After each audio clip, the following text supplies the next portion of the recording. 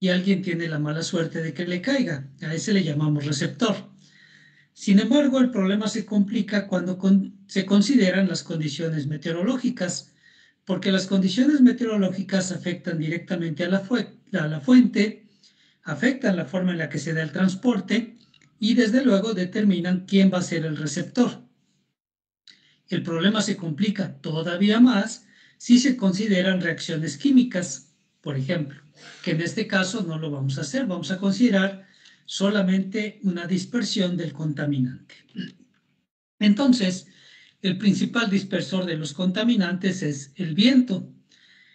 De manera muy general, se puede hablar de tres grandes escalas de dispersión de los contaminantes: la escala local, la escala regional y la escala global. Bueno, en este caso, los vientos a nivel local solamente dispersan los contaminantes por unos cuantos kilómetros. Un ejemplo de ello son las brisas marinas.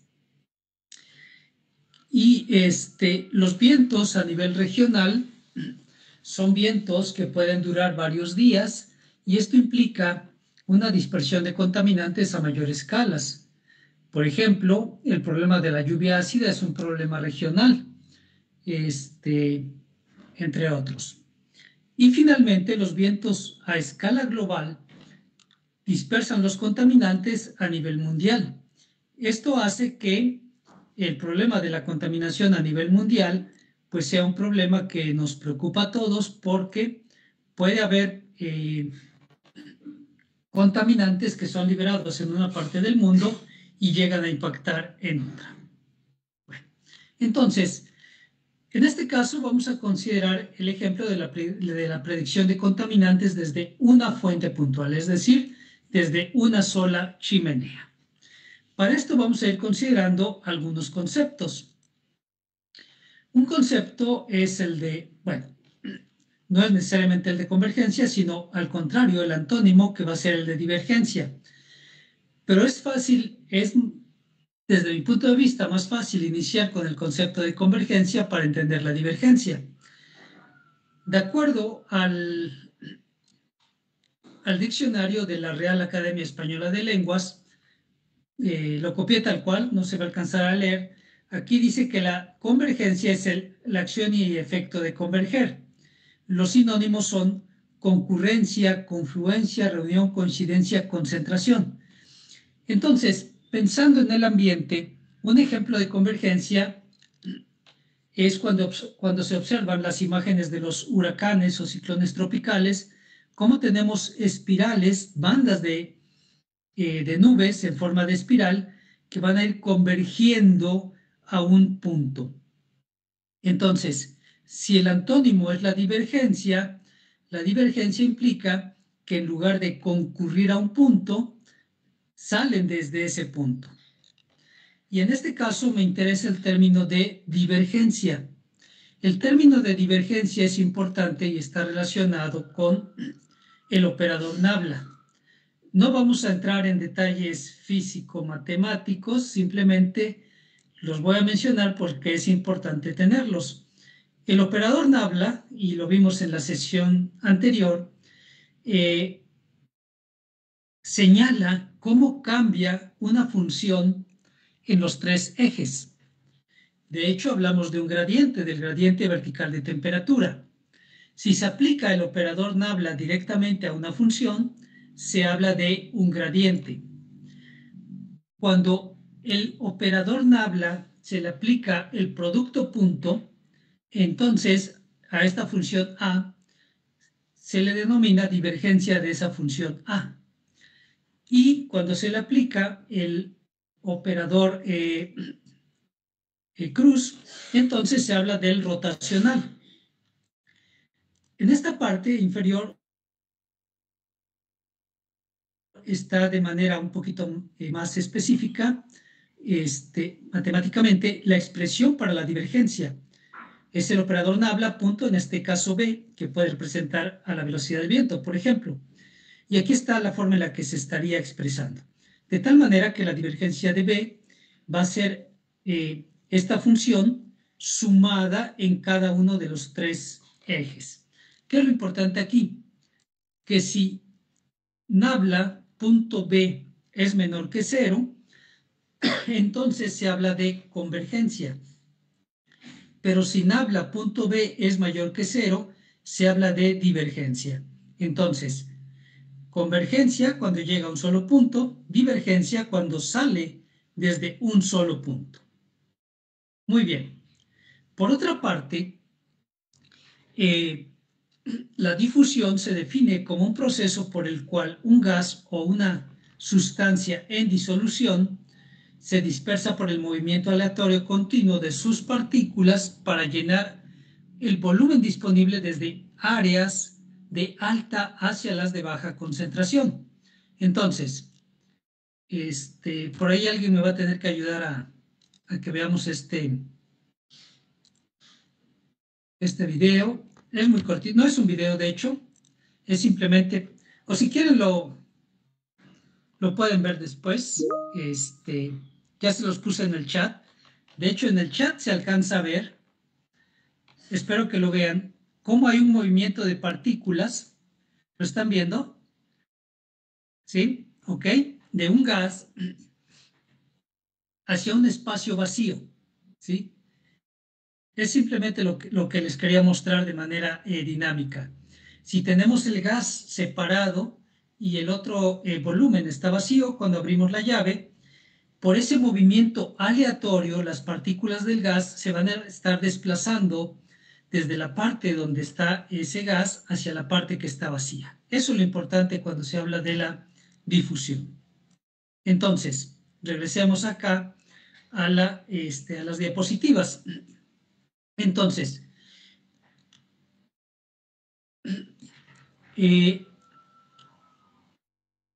a ver, antes de pasar aquí a la teoría del transporte gradiente, y sí voy a dejar de compartir ahí un momento para que entendamos este concepto.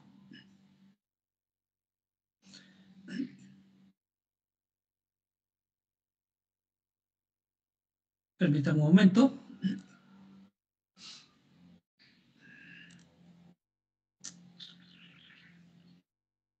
Tenemos un volumen, pero que es infinitamente pequeño, ¿sí? Entonces, si al interior de este volumen tenemos un cierto número de partículas o de moléculas, digamos que hay 100 moléculas en este volumen de un contaminante, y lo vamos a comparar contra otro volumen del mismo tamaño,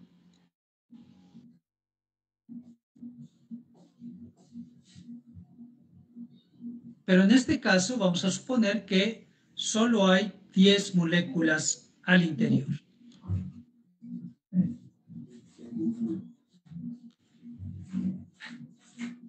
Entonces, si yo abro un pequeño hueco en este volumen,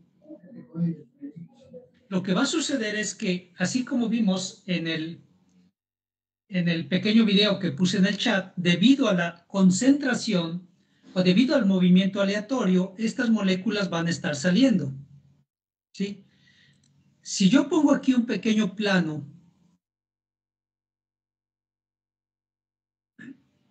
y cuento cuántas moléculas están pasando por este plano,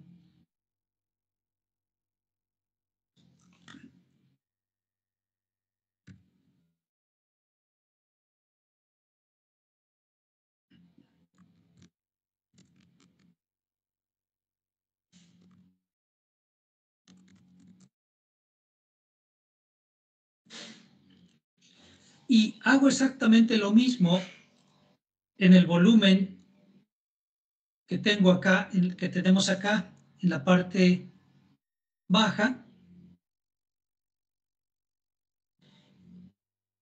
es evidente que en el plano de arriba, de la parte superior, van a pasar más moléculas. Por ejemplo, entonces, en el plano superior podrían estar pasando 10 moléculas del gas por cada segundo. mientras que en el plano inferior podrían estar pasando solamente una molécula por segundo. Si suponemos que la dispersión, que ese movimiento aleatorio se está dando en forma regular, ¿sí? Entonces, ¿por qué esa variación? Evidentemente, esa variación se está dando porque el número de moléculas en la parte, en el volumen de la parte inferior es mayor, ¿sí? Y aquí la palabra clave es concentración. En este caso, la concentración es el número de moléculas por unidad de volumen, ¿ok? Y evidentemente, por ser mayor en la parte superior, van a estar saliendo más moléculas aquí en esta parte que en el volumen inferior. Entonces, esta concentración, este cambio que va a haber en el número de moléculas que salen del volumen, ya sea el superior o el inferior, al número de moléculas que pasa por el plano, se le llama gradiente, porque hay un cambio en el espacio. Entonces, el gradiente de concentración equivale a explicar el cambio de moléculas del volumen y que pasan por el plano. ¿Sí? ¿Se entiende eso? El número de moléculas que están saliendo de aquí las vamos a contar acá. El número de moléculas que están saliendo aquí abajo las vamos a contar acá. Entonces, todo lo que quiero decir es que las moléculas que van a estar pasando por el plano de la parte superior depende de cuántas moléculas haya aquí. Y si la concentración aquí es mayor, entonces el número de moléculas que va a pasar por el plano, pues es mayor que el número de moléculas que va a pasar en el plano inferior. Eso es todo lo que quiero que se entienda conceptualmente. ¿Sí queda claro?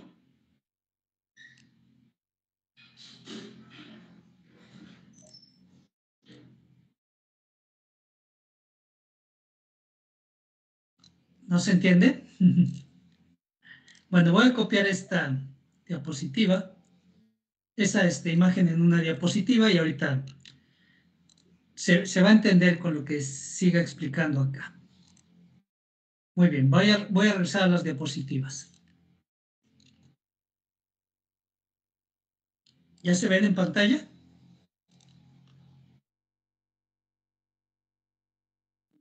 Sí, ya se ve. Ya se ve. Perfecto. Sí, doctor, ya se ve. Gracias. Entonces, el desarrollo del modelo de dispersión de contaminantes de Gauss se basa en la teoría del transporte gradiente.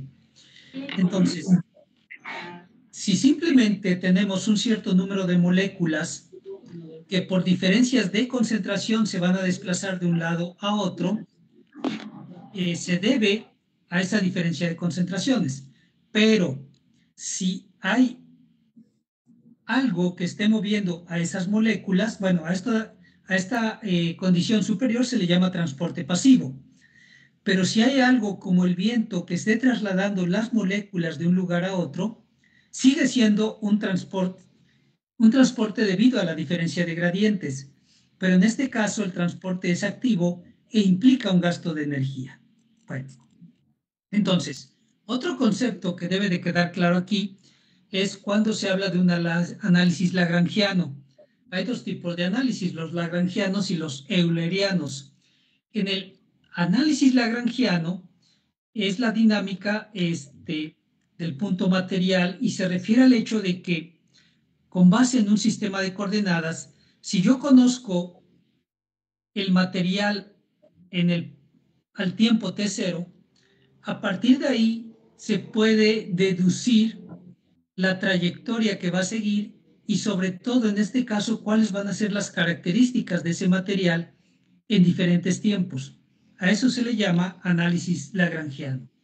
En el caso del, es decir, aquí se toma un punto inicial y a partir del punto inicial se determinan las condiciones del material tiempo después.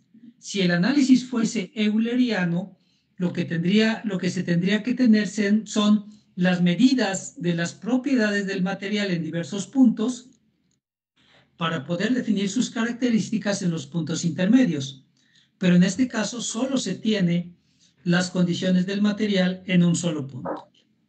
Bueno, entonces, ya dijimos que el operador Nabla es la representación matemática de la derivada en los tres ejes y que el gradiente es un vector matemáticamente hablando. Entonces, la teoría del transporte gradiente dice lo siguiente. La divergencia de la concentración del material va a ser igual a un coeficiente de difusión multiplicado por el gradiente de la concentración del material. ¿Sí? Lo vamos a tomar como un axioma, pero es más o menos lo que les estaba diciendo. ¿Cuánto material va a diverger desde este punto? Pues simplemente depende del grado de concentración que esté al interior de este volumen. Como ya vimos que el gradiente es un vector, entonces estamos hablando de un flujo vectorial a través de este elemento de área de A. Y K va a tener un nombre muy particular. Va a ser un coeficiente de difusión turbulenta, es decir, mientras más rápido se muevan el gas al interior, mientras más turbulento sea, pues más rápido va a estar divergiendo de este punto en el cual está contenido. Bueno, vamos a tomar como un axioma también el hecho de que el cambio de la concentración en el tiempo va a ser igual a la divergencia de S. Es decir, ¿cuánto va a cambiar la concentración aquí? Depende de cuánto va a estar saliendo por acá, qué tan rápido lo está haciendo. Como ya vimos, la divergencia es el operador Nabla punto S, de tal manera que el cambio de la concentración en el tiempo va a ser igual a Nabla punto K Nabla C, porque ya tenemos una expresión para S. ¿Sí? Aquí me faltó poner otro, pero es lo mismo. Esto sigue, se mantiene la igualdad. Entonces, el cambio de la concentración en el tiempo, en este punto, va a ser igual a K Nabla cuadrado C más Nabla C punto Nabla por K. Si no hay fuentes ni sumideros, es decir, estamos considerando que hay homogeneidad espacial, entonces el gradiente del coeficiente de difusión turbulenta va a valer 0. No estoy diciendo que el coeficiente valga 0. El gradiente del coeficiente vale 0. Y esto es importante porque nos reduce la expresión a que el cambio de la concentración en el tiempo en un punto es igual a K Nabla cuadrado C. A esta ecuación que aparece con el número 6 se le conoce como ecuación de Fick. En realidad de todo lo que estamos hablando es de conservación de masa. Si ustedes recuerdan operaciones unitarias, seguramente por ahí vieron la ecuación de Fick. Es una ecuación diferencial de segundo orden. Por lo tanto, para resolver esta ecuación diferencial, pues hay que establecer condiciones de frontera. Y las condiciones de frontera para una fuente puntual son las siguientes. La concentración va a tender a 0 a medida que el tiempo tienda a infinito. Siempre y cuando, ahorita vamos a ver que esto es para el eje X, estemos entre menos infinito y más infinito. Entonces, eso es lógico. Si no tenemos un volumen infinito, la concentración en el punto va a tender a 0 conforme pase el tiempo. La concentración va a tender a 0 también a medida que el tiempo tiende a ser a 0. para toda X, excepto en X igual a 0, donde la concentración va a ser igual, en este caso, va a tender a infinito. A ver, vamos a entender un poquito esto. ¿A qué se está refiriendo esta parte? Voy a quitar la de PowerPoint y voy a poner otra vez el Paint.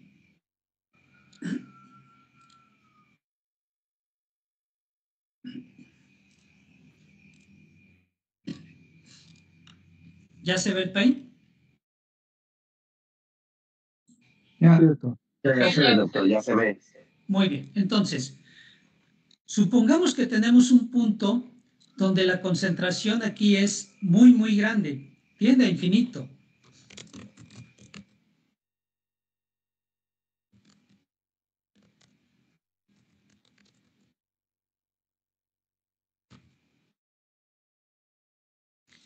Si yo hago un pequeño hoyito en este volumen, el contaminante que está al interior va a empezar a desplazarse, ¿sí?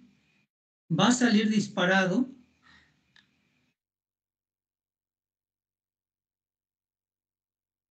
en los tres ejes, pero vamos a concentrarnos solamente en el eje X. Va a salir para un lado y para el otro. Entonces, este es el eje X.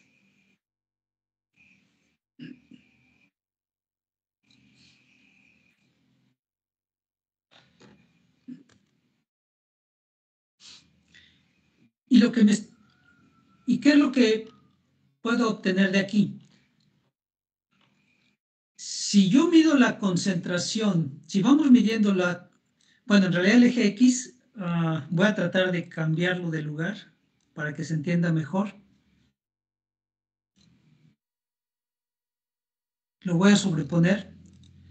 El eje X está justo de tal manera que donde X vale 0, ahí es donde tenemos este punto de concentración infinita. Entonces, si en cada punto X puedo determinar la concentración del contaminante o la concentración del gas, y lo puedo hacer tanto en la parte positiva como en la parte negativa.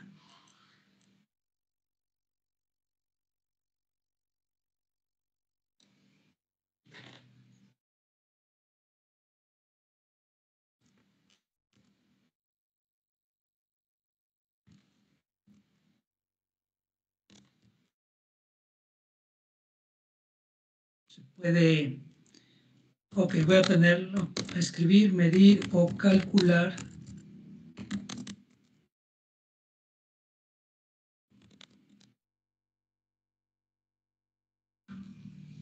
Entonces, recuerden que las concentraciones de frontera eran la concentración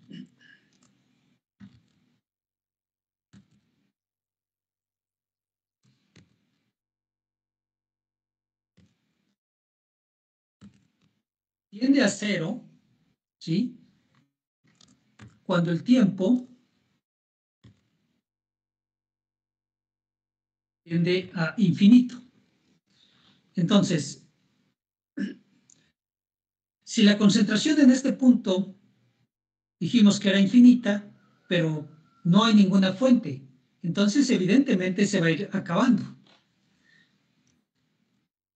Y la otra condición fue que la concentración tiende a 0 para toda X, excepto cuando el tiempo es igual a 0.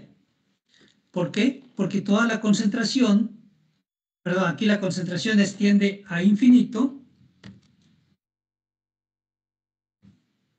para el tiempo igual a 0, porque entonces todo está concentrado aquí en este punto 0. ¿Se entiende esto? ¿Sí? Si el tiempo es 0, todo está concentrado acá. Si el tiempo tiende a infinito, entonces la concentración en este punto se va a ir haciendo 0. Pero esto no implica que en el resto de los puntos X no haya concentraciones. Entonces, ¿qué es lo que va a pasar si yo sumo la concentración en cada punto X, tanto positivos como negativos? Pues simplemente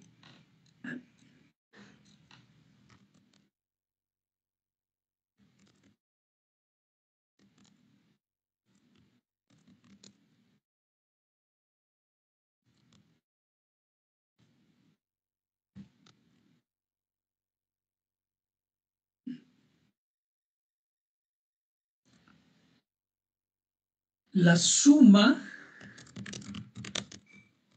equivale a tener la cantidad de emisión del gas desde el punto cero. Es decir,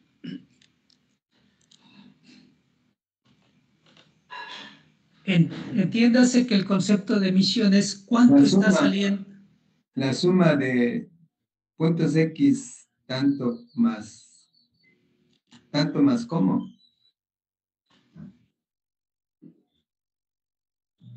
Tanto positivas como negativas. Doctor, tengo una duda. Sí. O más de tipo observación. Sí. Eso me hace pensar que incluso la gráfica, como estamos en el eje tridimensional, se asemejaría como una campana inversa, ¿no? Porque no solo es X, Y, sino también es en Z. Así Y esto es. solo se resolvería con una integral, la integral de esa función. ¿Sí o sea, eso es lo que me estoy imaginando, ¿sí estoy correcto? Es correcto. Es ¿Y correcto. la forma de esa campana es tipo exponencial o polinómica o más o menos qué forma? Bueno, aunque yo lo dibujé así, y esa pregunta es muy buena, ¿cómo va a ser esa campana? Vamos a ver un poquito más adelante que esa campana es del tipo de Gauss para facilitar el entendimiento. Ah, ok. Pero Sí, en 3 dimensiones. pero Y la en 3 forma dimensiones.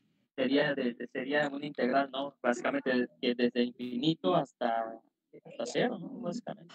Exacto. Intervalo. Muy bien, sí, sí, sí. Muy buena observación y exacto. Por eso puse aquí la suma. Finalmente una integral es una suma, ¿no? La suma de arriba. Ok.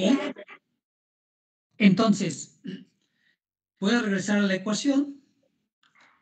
Voy a copiar esto de las diapositivas para que después que se las mande, pues quede completa. Permítanme un momento. Y ahorita regresamos a las diapositivas. Ok. Ajá. Muy bien. Entonces voy a regresar a las diapositivas. Lo que me interesa es que se entienda conceptualmente la problemática. Ya para resolver las ecuaciones, para eso están los físicos y los matemáticos. Ok, entonces, si se cumplen estas dos condiciones, tal que la suma de las concentraciones nos da cuánto se emitió, entonces la solución para la ecuación de Fick, pero solo en el eje X, es esta.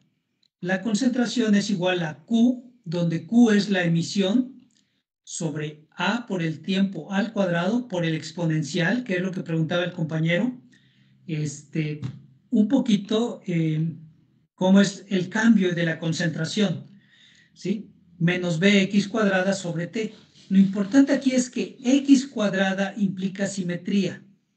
Es decir, la concentración que yo tenga del lado positivo va a ser igual exactamente a la misma concentración en x negativo. Eso es lo que está diciendo. ¿Se entiende esa parte? En x igual a 3, la concentración que yo obtenga va a ser igual en x menos 3. Es lo que está diciendo esta parte de simetría.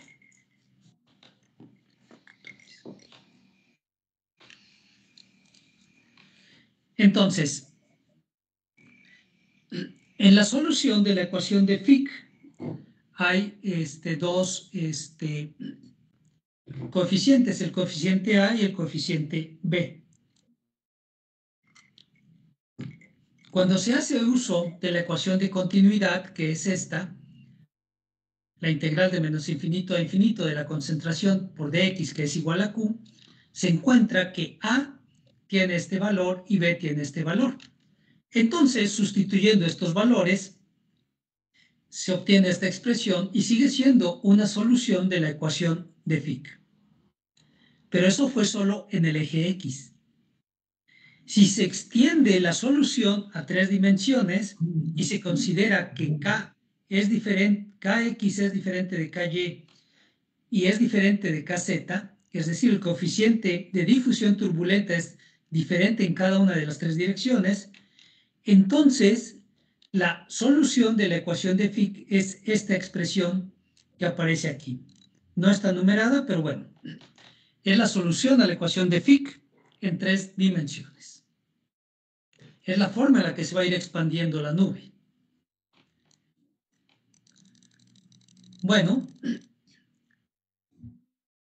en el caso de la dispersión de los contaminantes, lo que podemos pensar es en una nube que se va a ir expandiendo a partir de una chimenea, ¿sí?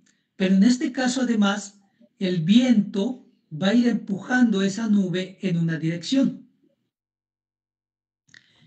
¿Qué implica esto? Que las coordenadas de la nube van a ser x0, y0 y z0, ¿sí? Estamos tomando nuestro eje de coordenadas y a partir de ahí va a empezar la difusión del contaminante, la dispersión. Hay una diferencia entre dispersión y difusión. En la difusión ya vimos que se debe solo a la diferencia de concentración. En el caso de la dispersión, es el viento el que va a hacer que esta nube se vaya moviendo en este sentido. Bueno, a esta ecuación que aparece con el número 11 se le conoce como modelo de dispersión turbulenta, porque está basado precisamente en los coeficientes de dispersión turbulenta, Kx, Ky y Kz. Si ustedes recuerdan un poco, cuando se habla de un flujo laminar y un flujo turbulento, en el flujo laminar, la velocidad del flujo no cambia en las diferentes posiciones.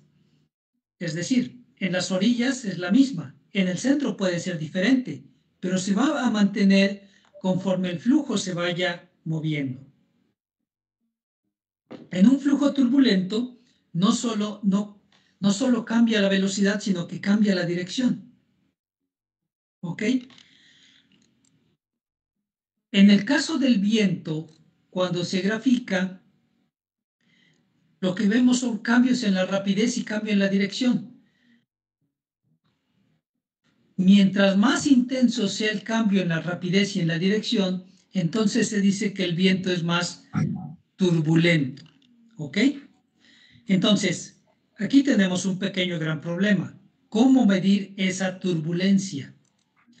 Como no es fácil medir esa turbulencia, entonces, regresando al ejemplo del viento, tenemos que va para arriba y para abajo. Bueno, esas subidas y bajadas se pueden asociar a una distribución de Gauss. ¿Sí? Si ustedes recuerdan, en una distribución de Gauss, el valor medio es el más probable y después el valor medio más una desviación estándar nos indica que el 68% de los datos están ahí, más dos desviaciones estándar, más menos que el 95% de los datos están ahí, y que la desviación es que más menos tres desviaciones estándar, el 99.7% de los datos están ahí. Entonces, la medida de la desviación estándar, la voy a hacer más grande para que se vea, porque esto es importante.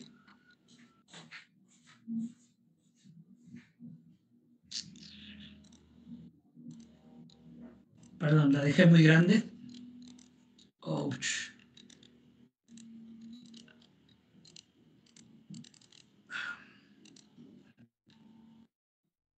Un momento, por favor, se atoró ahí mi PowerPoint. Bueno, la medida de la desviación estándar proporcionará una medida de la turbulencia.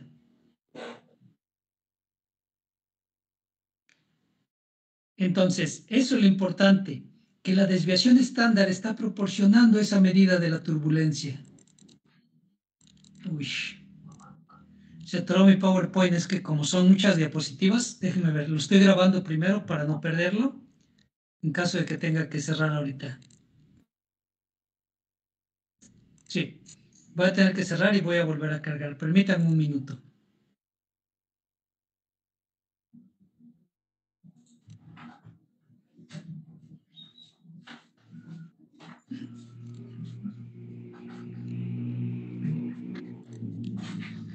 Bueno, entonces, si la medida de la desviación estándar proporciona una medida de la turbulencia, entonces, en lugar de usar Kx, Ky y Kz, se puede utilizar la desviación estándar en la ecuación de Fick. Y haciendo esta conversión o utilizando la desviación estándar, la ecuación de Fick para los tres ejes toma esta expresión, que es la ecuación número 13. Seguimos teniendo un escape de una fuente puntual y X0, Y0 y Z0 representan las coordenadas del centro de la nube. Entonces, en este caso, vamos a introducir el término del viento. Si sale una nube desde la chimenea, se va a empezar a dispersar y se va a ir haciendo más grande. En este caso, lo que nos interesa,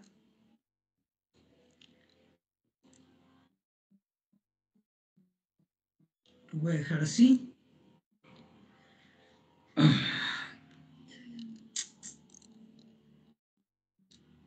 Ya es que como el archivo está muy pesado por las imágenes,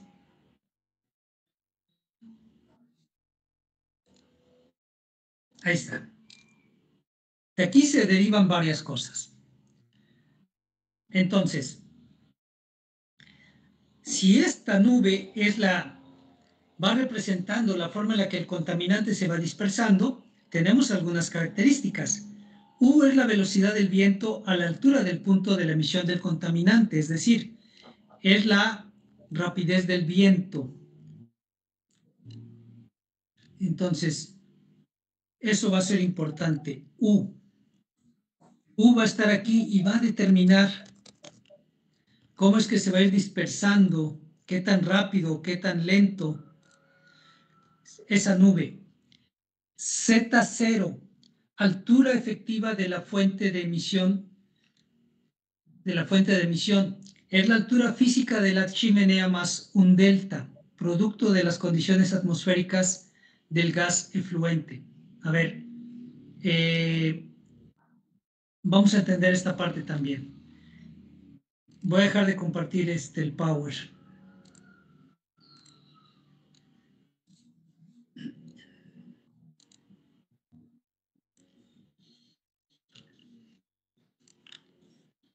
¿Se ve el Paint?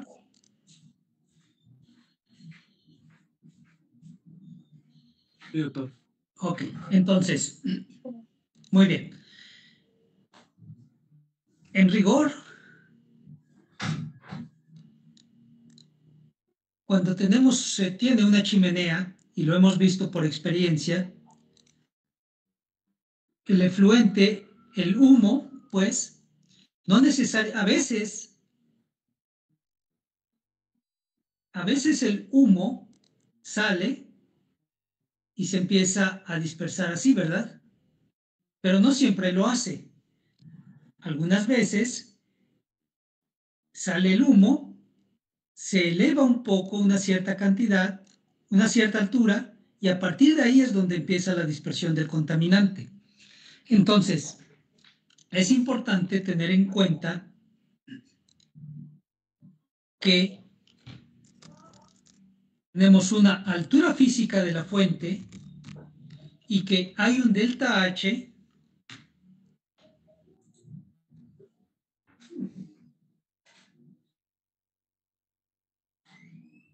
donde el contaminante va a tener esta altura y a partir de ahí es justo donde empieza la dispersión del contaminante.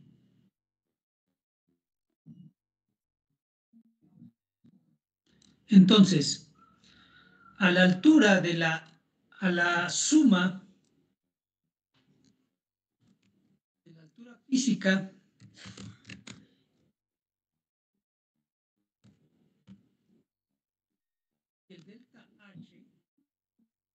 le denomina altura efectiva de la fuente, ¿sí? O altura de dispersión. Entonces, no pierdan de vista eso. ¿De qué depende ese delta H? Bueno, pues va a depender de qué tan rápido está saliendo el gas, por ejemplo, ¿no? Si tiene mucha energía, va a salir muy rápido y su altura, su delta H va a ser lo suficientemente alto. Va a depender de las condiciones atmosféricas. Recuerden que una inversión térmica, por ejemplo, no permite que el contaminante ascienda a una altura significativa. ¿Sí? Entonces, a eso se refiere. Ok, voy a dejar de compartir esto para regresar al Power. Una duda, doctor. Sí. Ahí en esa imagen que estaba colocando la delta H, en la práctica seguramente no hace el punto de inflexión a 90 grados. ¿Seguramente qué, perdón? El punto de inflexión de la emisión no es a 90 grados. Ah, no. Entonces, ¿hasta dónde tomar el punto H? ¿Hasta qué ángulo? Ya puedo decir hasta aquí es delta H. Ok, el problema no lo podemos complicar tanto como queramos. En este momento, por cuestiones de la modelación, vamos a considerar que el punto es totalmente 90 grados, ¿sí?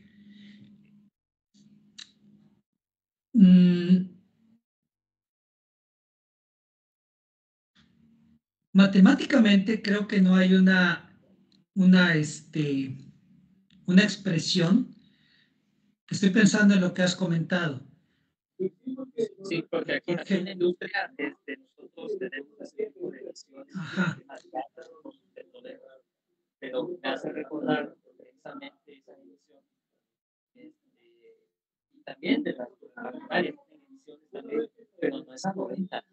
No. Va paulatinamente dejando el ángulo, entonces me hace pensar, ¿a dónde voy a tomar el H?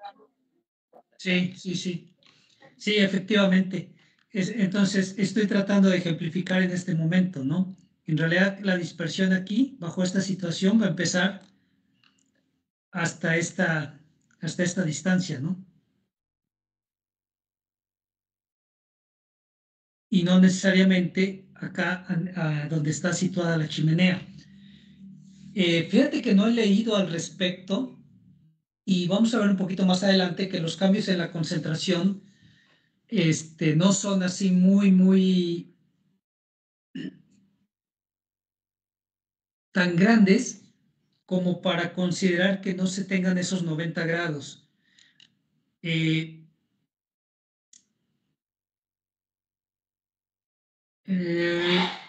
Estoy pensando que puede haber varias soluciones. Una es considerar la altura efectiva un poco más abajo, por ejemplo. En lugar de hacerlo a la altura en la que estoy señalando aquí, hacerlo a esta otra altura. Y considerar entonces que la dispersión va a empezar acá, aunque el contaminante se eleve un poco más. Los cambios en las concentraciones que se obtienen no son tan significativas, pero no tengo una respuesta en este momento para esa pregunta, que es interesante. Sí. Por el momento, y solamente para ver cómo es que se va desarrollando el modelo, pues vamos a considerar que se da justamente a los 90 grados. ¿Ok? Bueno, entonces, bajo estas consideraciones, la ecuación de Fick toma ahora esta expresión. Siguen apareciendo las desviaciones estándar en X, en Y y en Z.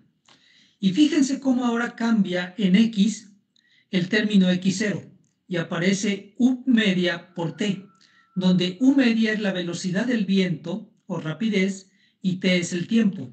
¿Por qué esto? La velocidad por el tiempo nos va a dar la distancia, ¿no? Entonces, eso implicaría que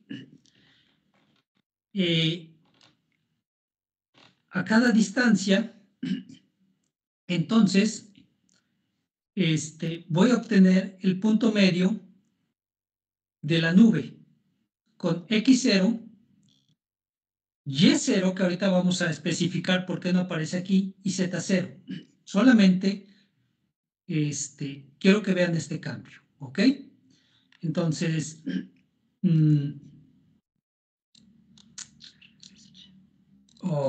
esta cosa.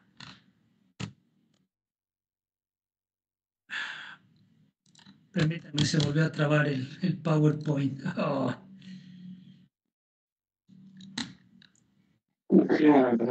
Lo voy a cerrar y ahorita lo vuelvo a abrir. Disculpen.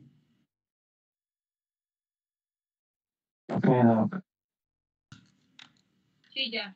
Okay. Sí, ya, doctor.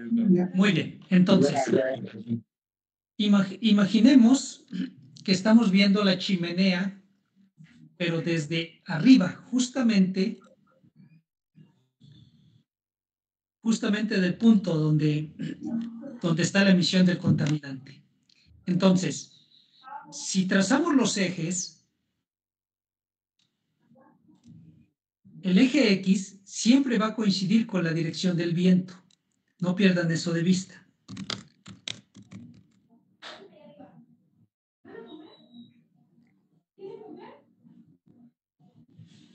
Siempre va a coincidir con la dirección del viento. Yo sé que son muchas suposiciones, pero bueno, finalmente cuando se hace la modelación, insisto, nos podemos complicar el problema tanto como queramos o tanto como podamos, ¿sí? Y el eje transversal al eje X, pues va a ser el eje Y. Si vemos la chimenea en planta, así, entonces el eje X lo podemos poner en esta dirección. El eje Y va a ser transversal y va a estar a nivel de superficie.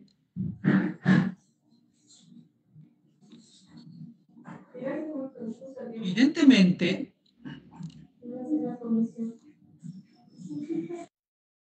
sobre la chimenea es donde vamos a tener el eje Z.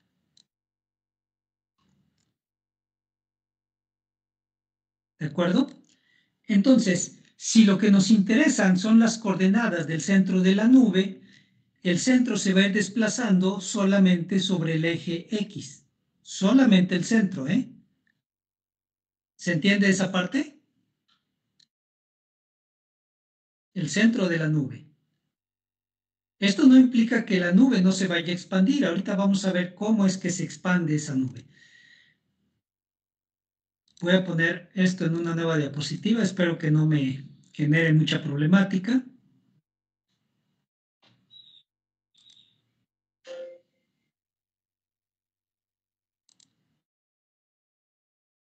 Muy bien. Entonces voy a dejar de compartir Paint y vamos a regresar a Power.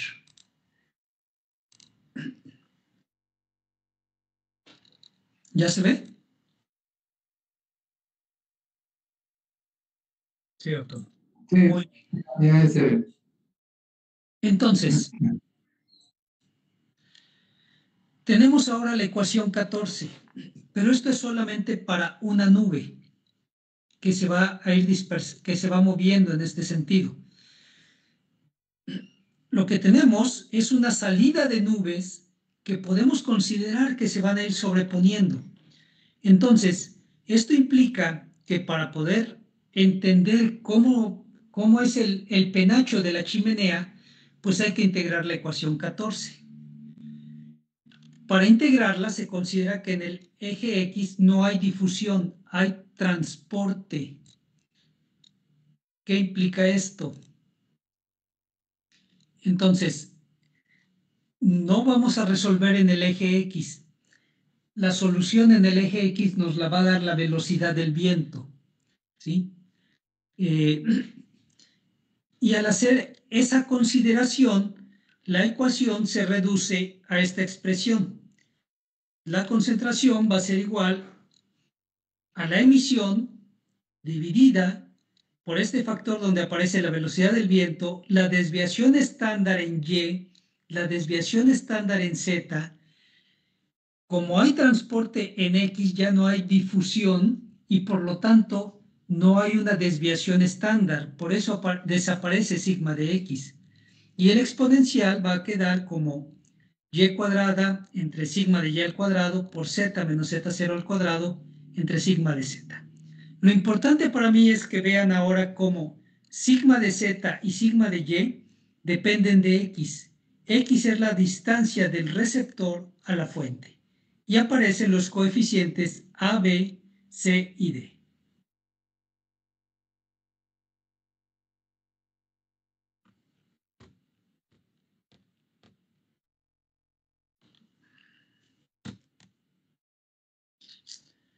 Voy a dividir el archivo para que me permita pasarlo, porque si no, voy a estar aquí, vamos a estar aquí sufriendo. Una disculpa, no me había hecho esto, pero como es un archivo, insisto, que es muy grande, no sé por qué lo está haciendo. Permítame un momento.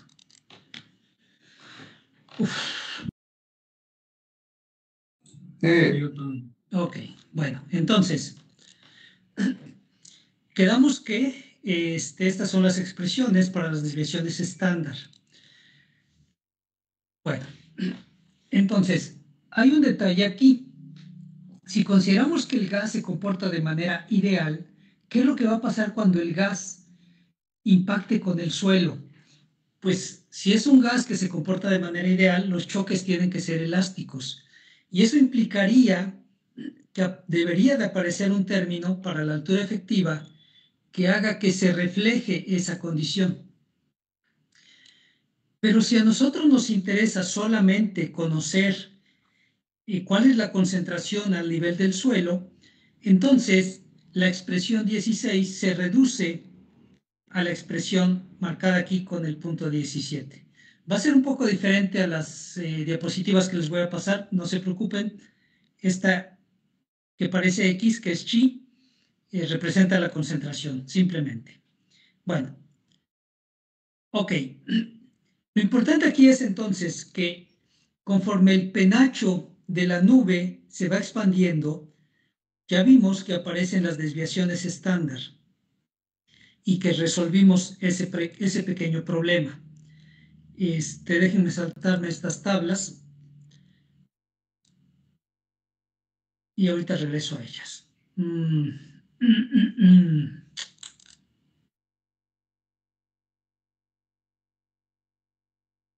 Bueno, la ecuación que está marcada aquí con el punto 10, con el número 17, es la ecuación que nos determina la concentración al nivel del suelo para la emisión y esta es la ecuación que se va a aplicar para determinar cuál es la concentración de ese contaminante bajo ciertas condiciones. Vamos a hacer un receso porque les voy a poner mejor las diapositivas en el chat para no confundir y podamos hacer el ejercicio. Nos vemos son 10 para la 1, 11:15 para que pueda yo pasarles bien las diapositivas y que... Sí. Ok, doc. El exatore va a ser más fácil. Bueno. Ok, entonces les comentaba que la ecuación número 16 proviene del hecho de considerar que el gas que está siendo efluido se comporta de una manera ideal. Pero bueno, en realidad lo que nos interesa es que para calcular la concentración del contaminante al nivel del terreno, es decir, cuando Z vale 0, entonces toda la expresión que se conoce como modelo de Gauss se reduce a esto. Esta es la ecuación importante que vamos a estar utilizando para hacer el ejemplo. No pierdan de vista entonces que la concentración Partimos del hecho de considerar un volumen con una cierta cantidad de gas a su interior. Por lo tanto, las unidades de la concentración pues van a ser unidades de masa sobre unidad de volumen. Este video de YouTube que aparece aquí es justamente del modelo de Gauss. No lo vamos a ver porque tarda como 20 minutos. Trae un ejemplo. Entonces, pues por ahí para que lo chequen. Bueno, dejé grabando la sesión. Se debe de seguir grabando. ¿Quieren checar eso? Que se esté grabando.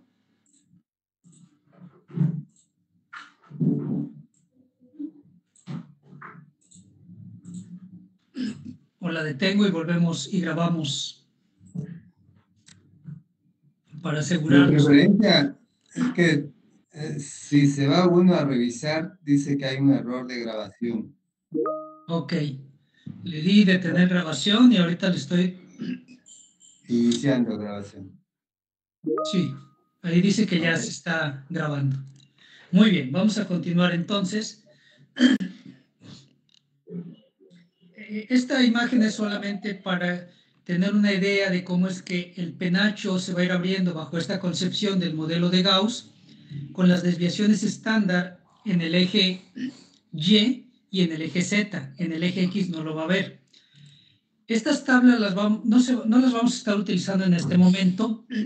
Simplemente es para mostrar o para recordar el hecho de que la estabilidad atmosférica, que fueron los ejercicios que ustedes hicieron, es un parámetro importante en el modelo de Gauss y en la forma en la que se van a dispersar los contaminantes. Ustedes utilizaron el cambio de la temperatura con la altura. Sin embargo, la estabilidad atmosférica también se puede determinar a partir de la desviación estándar de la dirección del viento.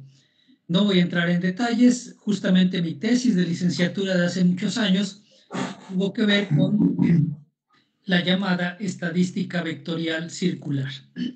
Otra forma de determinar la estabilidad es hacerlo de manera indirecta. Esto se hace a través de las categorías de Pascual.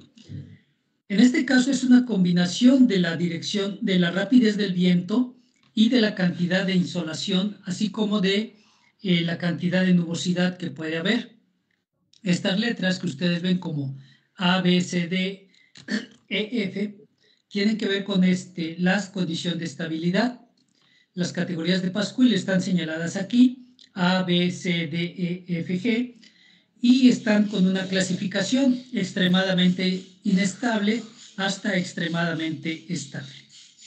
Bueno, por otra parte, una relación que sí vamos a utilizar es la determinación de la velocidad del viento a cierta altura, contando con la rapidez del viento a otra altura. Es decir, generalmente, o en la práctica, la veleta no se va a estar moviendo, el anemocinemógrafo, que es el nombre del equipo, no se va a estar moviendo de arriba para abajo.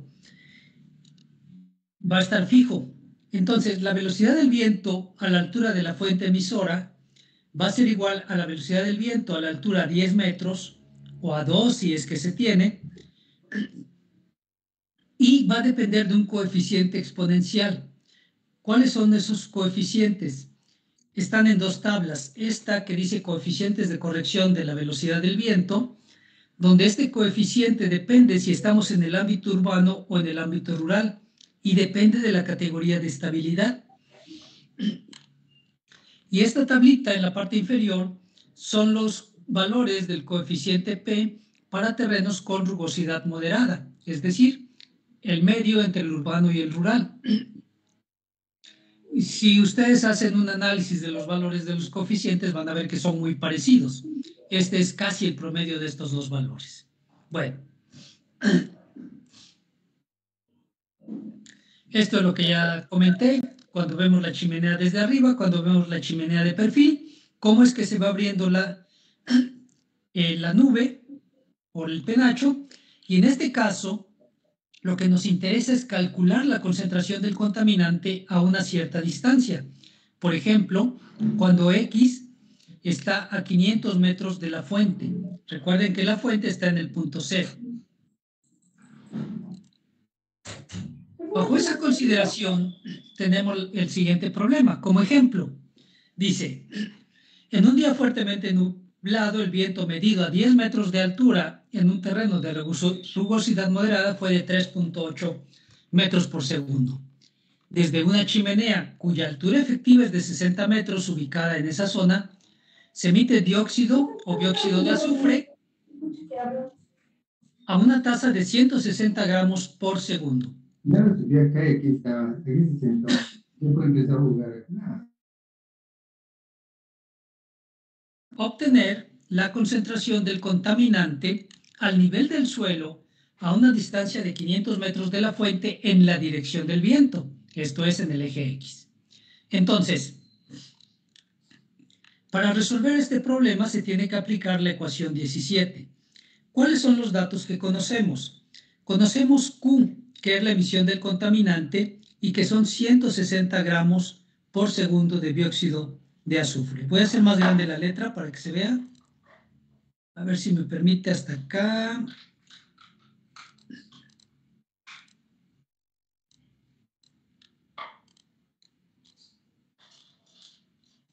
Voy a mover un poquito esto.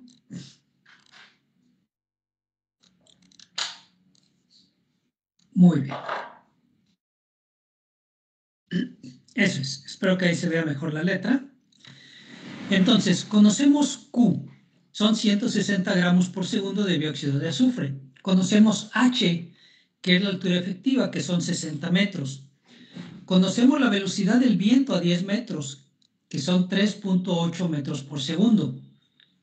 Sabemos que el día está nublado y nos pide calcular la concentración a una distancia de 500 metros de la fuente en la dirección del viento. Esto implica que X va a valer 500 y Y vale 0. ¿Sí? Porque solamente nos lo pide en un punto y no nos está pidiendo que consideremos valores en Y.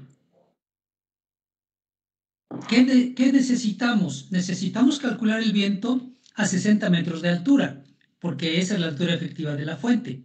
Necesitamos calcular sigma Y y sigma Z, y desde luego necesitamos calcular la concentración. Entonces, vamos por partes. Vamos a recurrir a esta tablita de categoría de Pascual. Entonces, si ustedes recuerdan, el problema dice que en un día fuertemente nublado y a una altura de 10 metros, el viento tenía una rapidez de ¿cuánto? 3.8. 3.8. Entonces está entre 3 y 5. Independientemente, en este caso, la categoría de estabilidad es D. Es decir, estamos hablando de una categoría de estabilidad neutra. Esto implica que el penacho va a salir en forma de cono. Cuando repasen los tipos de penacho van a ver que se refiere a eso. Entonces, la categoría de estabilidad es D. Vamos a aplicar esta relación que aparece aquí, esta chiquita, para calcular el viento a 60 metros de altura. U10 lo conocemos, es 3.8. Z lo conocemos. ¿De dónde sale este P de 0.25? Recuerden que aquí están estas tablas. Un terreno con rugosidad moderada y categoría de estabilidad D, entonces P vale 0.25. ¿Ok? ¿Vamos bien hasta ahí?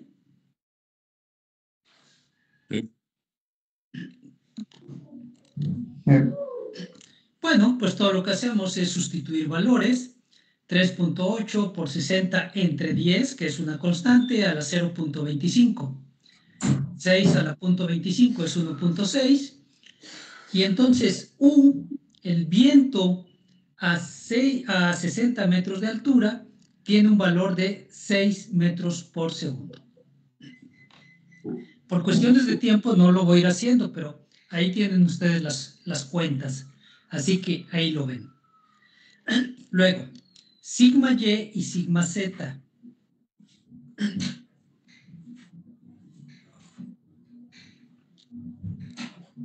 Déjenme ver.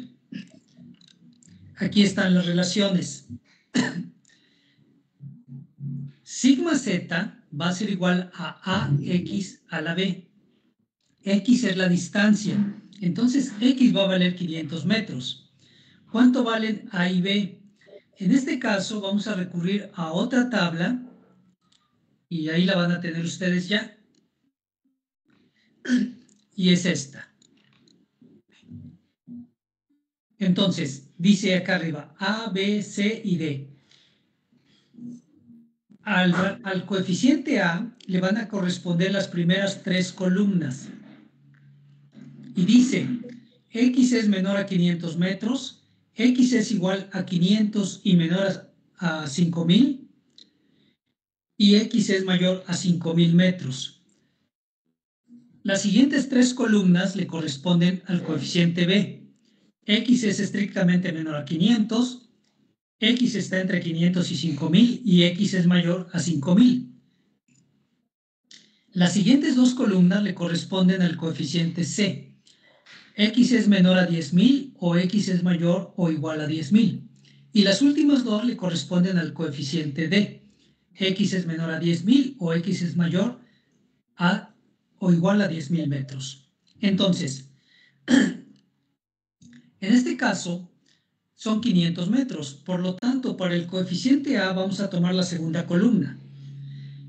Y tenemos la categoría de estabilidad D.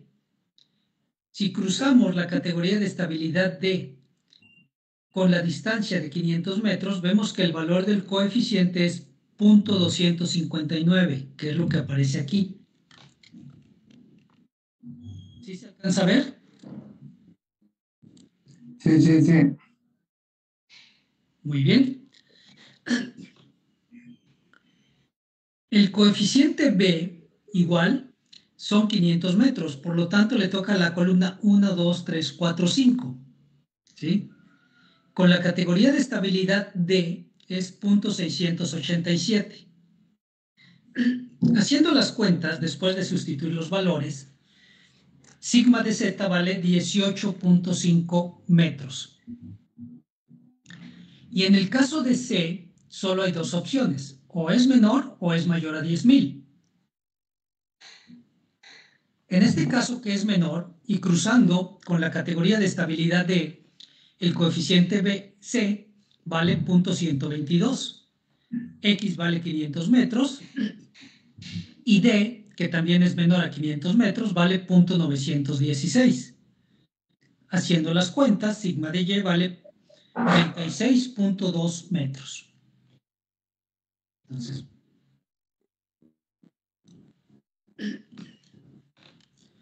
ya tenemos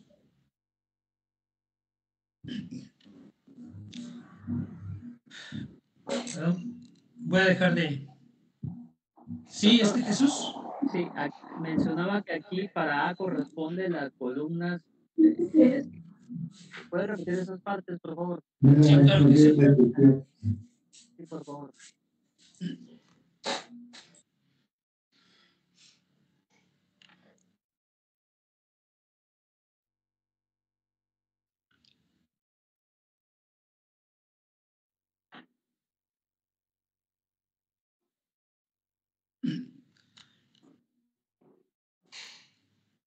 Las 3 primeras columnas. Menor a 500, entre 500 y 5000 y mayor a 5000. Como en este caso X vale 500, le corresponde la segunda columna, porque X es mayor o igual a 500. Cruzando la segunda columna con la categoría de estabilidad D, por eso sale el 0.259. Para el coeficiente B son las 3 siguientes columnas, 4, 5 y 6.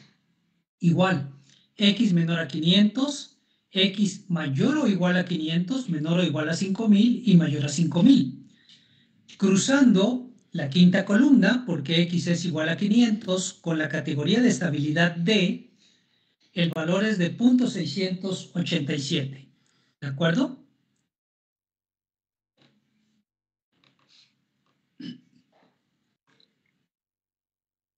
¿Sí queda claro? Sí, doctor, sí, claro. Gracias. Bueno, entonces,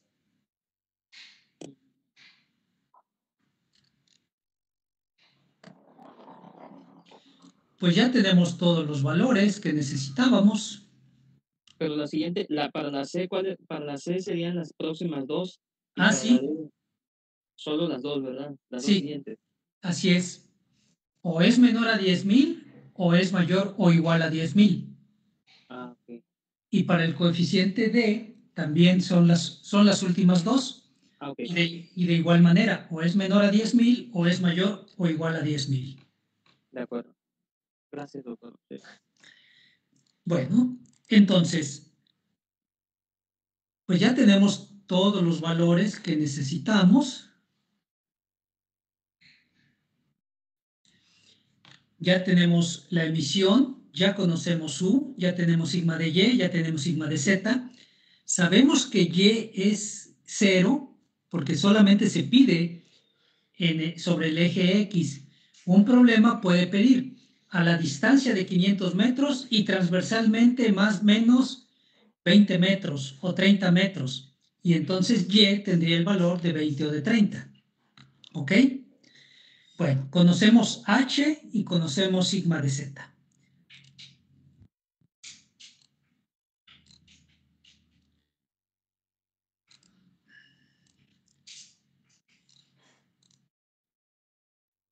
Déjenme hacer más grande aquí el...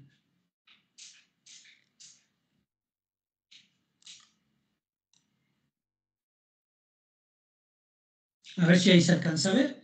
Entonces, simplemente sustituyendo valores, son los 160 gramos por segundo y lo vamos a dividir entre pi, U media, que vale 6, ya obtuvimos el valor acá, sigma de Y, que son 36.2, sigma de Z, que son 18.5, por el exponencial de menos 0.5, Y vale 0, por lo tanto este término vale 0, de 60 al cuadrado entre 18.5 al cuadrado.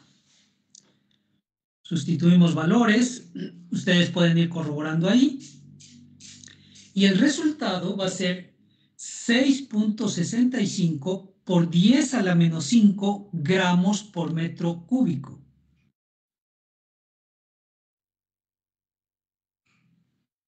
Generalmente, en los problemas de contaminación, se acostumbra a expresar la concentración en microgramos.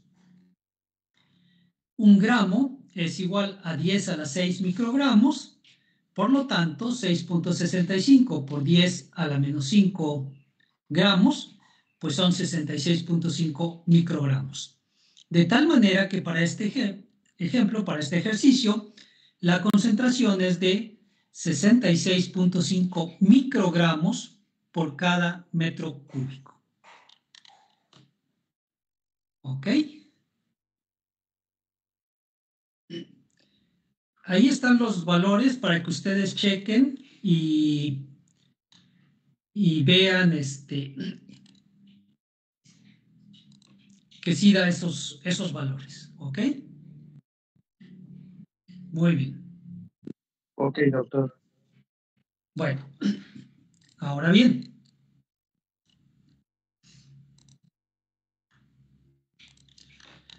lo que hicimos en este caso, viendo que la dispersión empieza, viendo desde arriba la chimenea, ok, ahí está el eje Y, bueno, nunca me sale bien, pero lo voy a poner así. Okay. Ahí está el eje Y y ahí está el eje X. Entonces, en este caso, calculamos la concentración, digamos, a esta distancia. ¿Ok?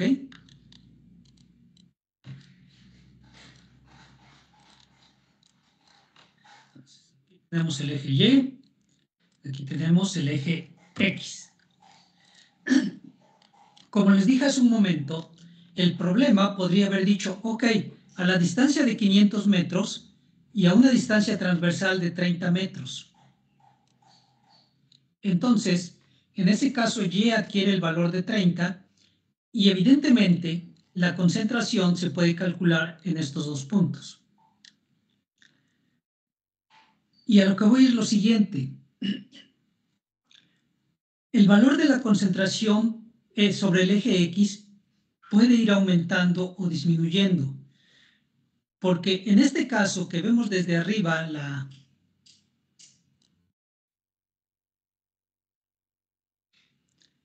la forma en la que se dispersa el contaminante va a ser más o menos esto, va a quedar como una elipse. A ver si me salen las otras.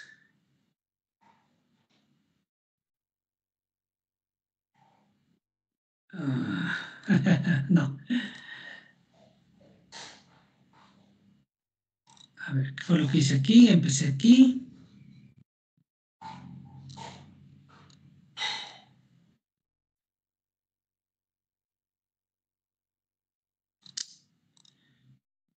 Ya me había quedado bonita y la... Ahí está.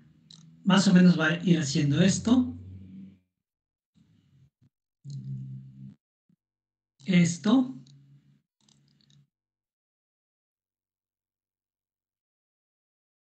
Esto. Y sucede que va a haber un punto de mayor concentración. Esto es en el plano XY. Pero si lo vemos en el plano XZ, entonces,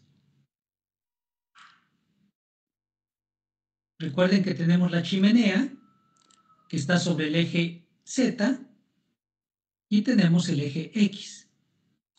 Y entonces, sobre el eje, sobre el plano, sobre este plano, XZ,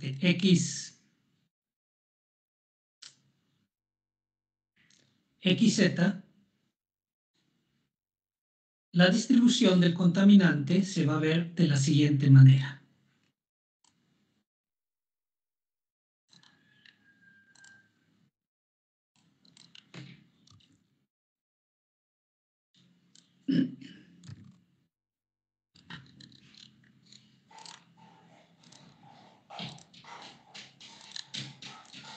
La mayor concentración del contaminante va a estar acá.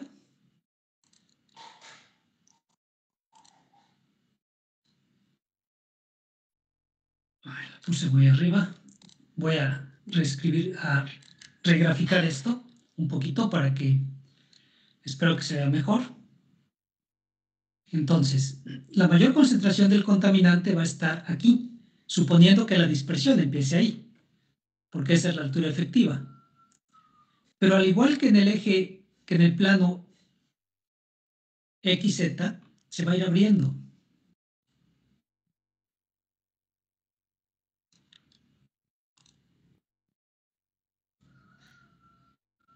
Y va a verse algo más o menos así.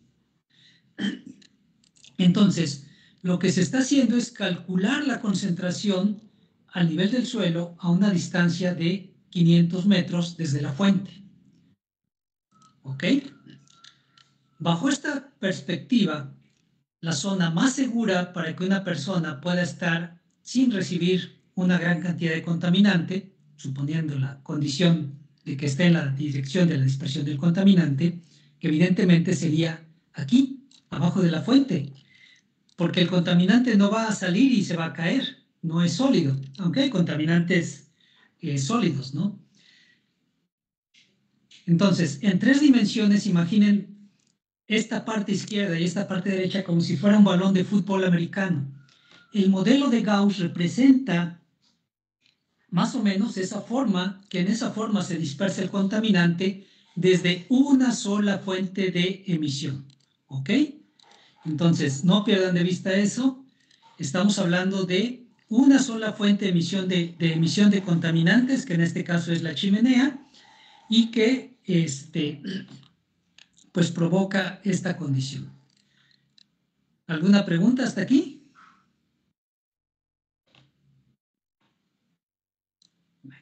En los ejercicios para cada equipo van a ir calculando la concentración del contaminante a diferentes distancias. Les repito, puede ser que aumente o puede ser que disminuya, pero por lo que vimos, es lo que da el modelo de contaminación de Gauss. Así que no se preocupen si obtienen esos valores, ¿eh?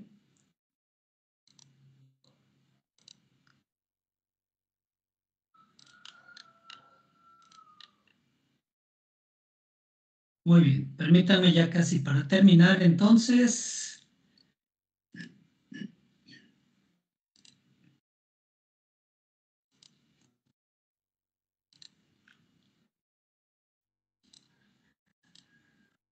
¿El Power, perdón? Sí, doctor. Ok. Sí, el PowerPoint. Entonces, ¿cuál es el objetivo de hacer la modelación, en este caso, de la dispersión de los contaminantes? Pues, desde luego, a través de todo este proceso de seleccionar el área de estudio, seleccionar el modelo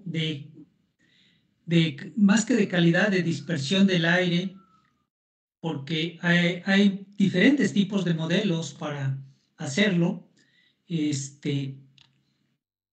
Una vez que se tiene el modelo, que se ha seleccionado, que se hace la modelación, fíjense cómo se nutre de un inventario de emisiones, de fuentes de emisión, de información meteorológica y de información geográfica. Esto habla, insisto nuevamente, de la importancia de contar siempre con datos. Si no, si los datos de entrada no son buenos, pues el modelo no les va a dar nada bueno.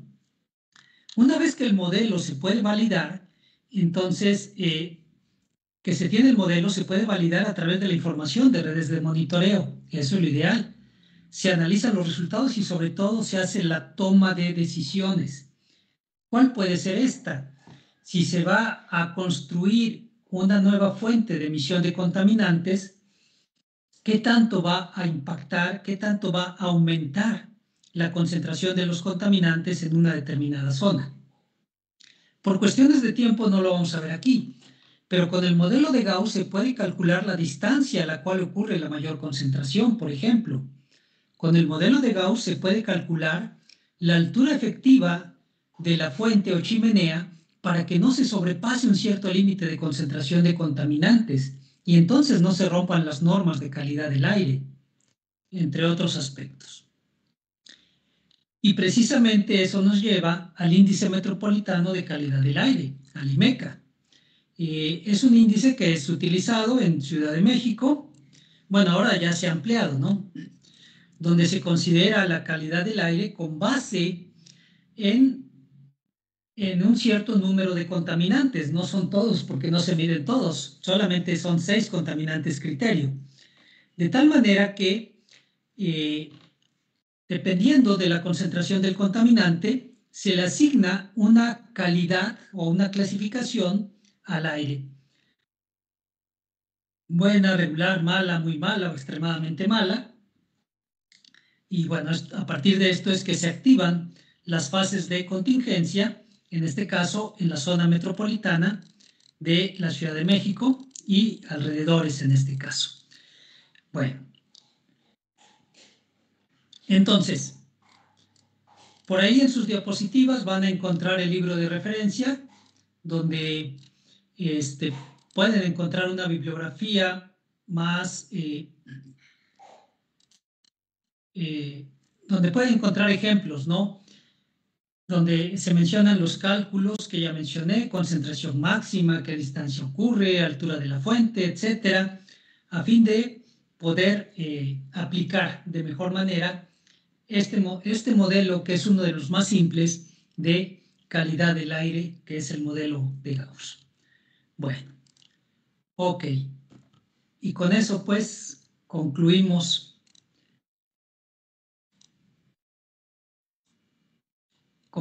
este curso, muchachos. Yo sé que el tiempo no nos da para ver así con detalle algunas cosas, pero bueno, yo espero que con este panorama general pues tengan una idea de la importancia de hacer una evaluación adecuada del impacto ambiental que bueno, a mí en lo particular pues me sigue apasionando estudiar este tipo de situaciones y de todo lo que hay que aprender ahí, de lo que hay que seguir implementando, de lo que se puede colaborar con otras áreas, este, que ya hemos mencionado que son muchas, y en particular ustedes, bueno, recordarles que están en un doctorado y que por lo tanto, pues tienen que aplicar todos esos conocimientos previos que ya traen. Y si deciden hacerlo por la parte de la ingeniería ambiental, pues qué bueno. Eso me dará mucho gusto. Muy bien, muchachos, pues con eso concluye el curso. No sé si tienen alguna pregunta o comentario.